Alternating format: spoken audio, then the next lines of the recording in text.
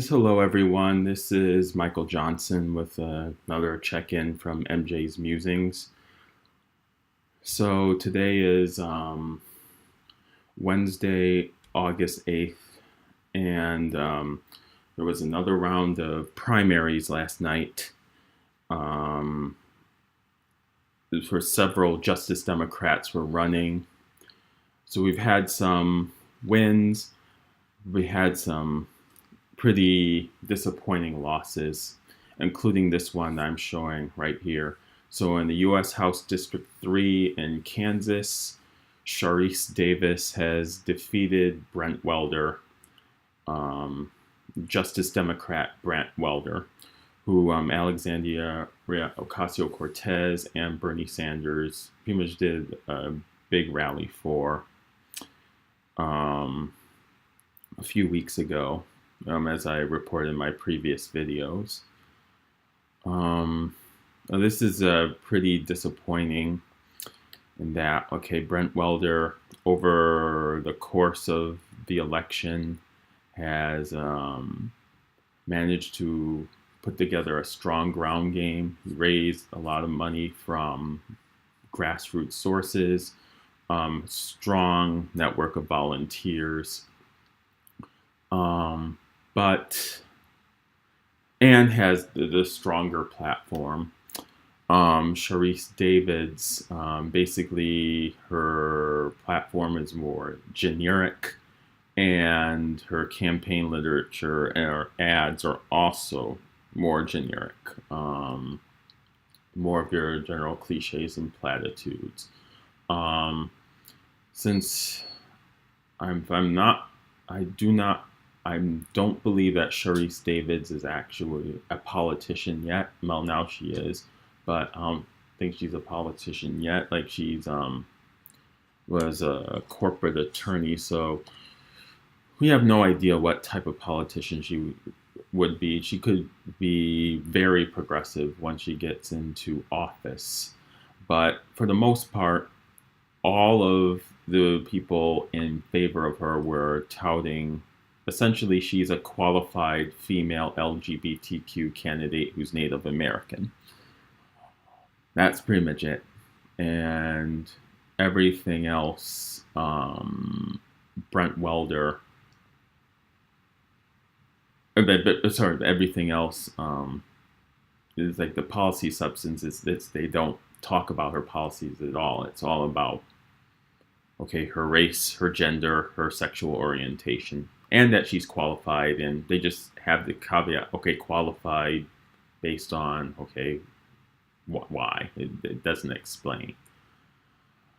Brent Welder, on the other hand, was strongly in favor of Medicare for all, um, getting money out of politics, definitely.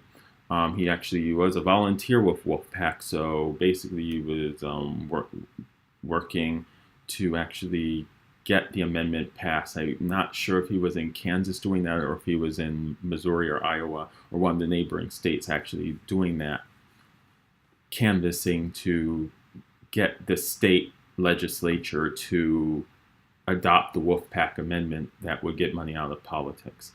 So he was the real deal. It's kind of disappointing that he lost. As far as Sharice Davis, as I said, I don't know about, okay, what type of politician she'll be.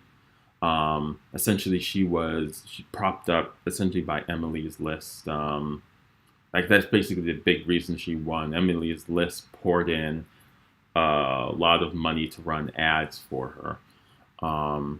They say that there's no coordination between them and the campaign, but we all know about, okay, campaigns, super PACs and campaigns, they coordinate. Yeah, that's not a secret in regards to political campaigns at all. And Emily's List, they back female candidates most of the time, but they always go for the more conservative option. So basically, they're going to try to find a typical, like someone that's going to be, okay, they're going to be strong on, okay, women's rights, reproductive rights, but conservative on economic and business issues. So that's where, so the fact that they poured in that much money for Sharice Davids is not really a good sign. But we can only hope for the best. So I have, as I said, I have no idea what type of congresswoman she would be, because she hasn't really shown much detail. What I do know, though, is her chances of winning the general election are significantly less than Brent Welder. I do not favor her chances of winning at all against Kevin Yoder, the Republican, if she runs the same campaign that she did against Brent Welder. Because like her campaign was just your standard politician. Her campaign literature is just your standard politician talking points. And that's not a good mix to beat a Republican in a red state. The one thing in her favor is that this district did go blue in the presidential election in 2016. So she does have a chance. It's just not a very strong one. So for all we know, we might see Brent Welder back in 2020 running for the seat again against Kevin Yoder if Sharice Davids is not able to pull it out against Kevin Yoder, which to me seems questionable at the moment. The other election, Michigan.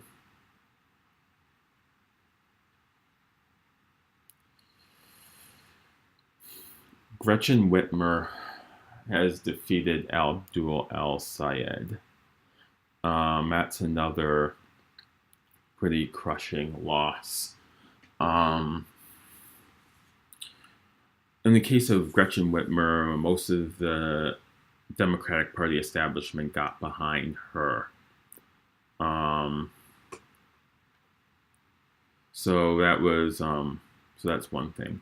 But the other thing that was a huge factor in this race is this guy, Sri Thandahar, or Sri Thanadar, who was basically a rich businessman who has questionable corruption issues regarding his businesses, but decided this. And when he decided to run for governor, he pretty much pitched the Democrats and the Republicans to say, okay, why should I run for each of your parties? So he is basically just searching for the best path for himself. So he decided to say, okay, I'm going to consider myself the Bernie Sanders candidate in this election. And for a while, people were buying into that. The problem is for Sri is that The Intercept did some digging and actually called out both his past and his corruption issues and the fact him running as the Bernie Sanders progressive is actually a fraud. That allowed Abdul El-Sayed, the actual grassroots progressive who's running without corporate PAC money, is raising money from small donors, to jump into the race. He ended up eventually passing Sri recently, but was not enough to catch Gretchen Whitmer. He had some media coverage, not as much as Gretchen, I would imagine. And I believe Sri Thanadar did take votes that would have gone to Abdul El-Sayed if Sri was not in the race. Now, there's no guarantee that all of these votes would have gone to Abdul El-Sayed. And as you can see, if you add the two up, Gretchen Whitmer would still have won. But if it was just one-on-one Gretchen versus Abdul El-Sayed, we have a completely different race if Sri Thanadar is not there. I don't begrudge Sri Thanadar for running, but running on their false pretenses and essentially allowing your typical corporate Democrat to win yeah, it's not a good look. So I can't place 100% of the blame on Sri Thanadar for Abdul El Sayed losing, but he does deserve some credit in quotes for this loss. I really don't know about the Republican side here in this race. I do know that if I do know that, okay, we're going to deal with issues in Flint and Detroit. Abdul is probably the one that is most likely to deal with those issues. I have no idea what Gretchen Whitmer will end up doing as governor to address the issues of Flint and Detroit. And she runs as a standard corporate Democrat. I guess her chances of winning really depend on how the people of Michigan are feeling about Rick Snyder, the outgoing governor in Michigan, the one largely responsible, whose policies are largely responsible for the crisis in Flint and Detroit. I would imagine that, okay, Flint and Detroit would, regardless of who the Democrat is, will turn out in big enough numbers against Bill Schwett, the Republican, based on, okay, the disaster that's been Rick Snyder in Michigan to allow Gretchen Whitmer to become governor of Michigan. But time will tell. So I just wanted to report on the losses. There's some pretty impressive wins for Justice Democrats. I believe we either went 500 or slightly above 500 in terms of the Justice Democrats that were on slate yesterday. So hopefully we'll see some more Justice Democrats alongside Alexandria Ocasio-Cortez in Congress. But Brent Welder losing is a huge, huge loss, and a disappointing loss. Let's just kind of go back to that for a minute. I imagine there's a lot of people that don't live in House District 3 that are very excited about Sharice Davis winning because they pretty much saw this election as Sharice Davis, an LGBTQ Native American woman, versus Brent Welder, who's a white male. And that's the defining look, the defining factors in this race for them. And that's actually pretty disappointing because they just decided to say, you know what, the reason the representation is what matters more than policy, or okay, we'll get better policy by having diverse representation. So if you have a corporate female versus a progressive white male, you're still going to go with the corporate female. Kind of raises a question in terms of strategy for the progressive movement. Is perhaps just as a matter of strategy, is that we should not be running white male candidates against women of color. Now, that's not to say, okay, we should back the woman of color because she doesn't have good policies, but instead find another woman of color to challenge, a progressive woman of color to challenge the corporate woman of color. Just as a matter of strategy, because if you run a white male, there's going to be a block of people that are going to oppose you just because you're a white male against a woman of color. But that's a conversation for another time. Just wanted to report on these election results, and I'll talk to you later.